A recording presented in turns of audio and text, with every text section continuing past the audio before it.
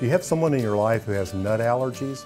Well, this recipe for super soy cookies is a real answer for you. We're using a lot of soy here, and it comes together in a beautiful way.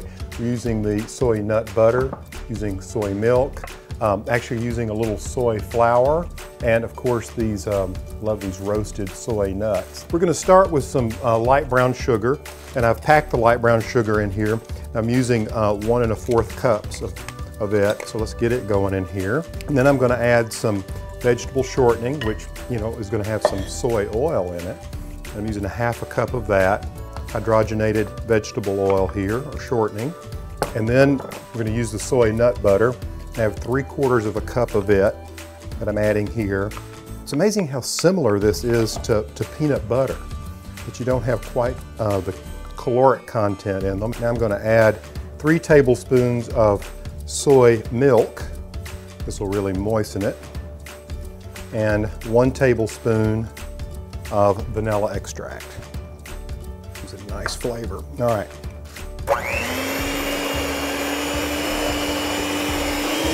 And I've got all those ingredients together. I'm going to add 1 egg from our girls here at the farm.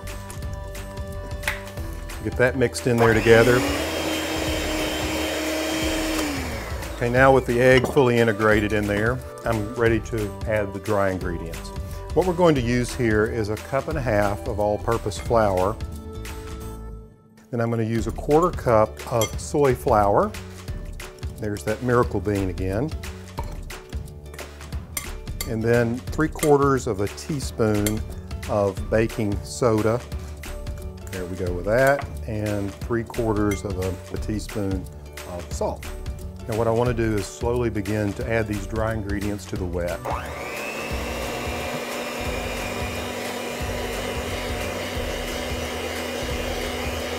So as you can see, that pretty well integrates the wet and the dry.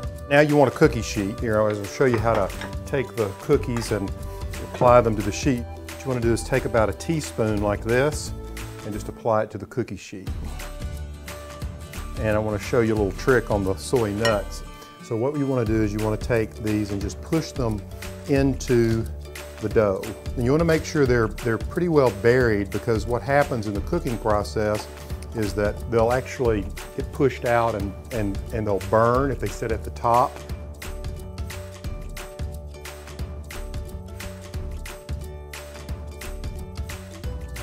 There's a dozen of them ready to go into the oven.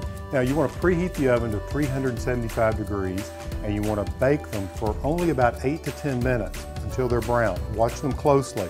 You're going to love the flavor. These are so tasty, they'll make a bulldog break his chain. This recipe is brought to you by the soybean farmers of Arkansas.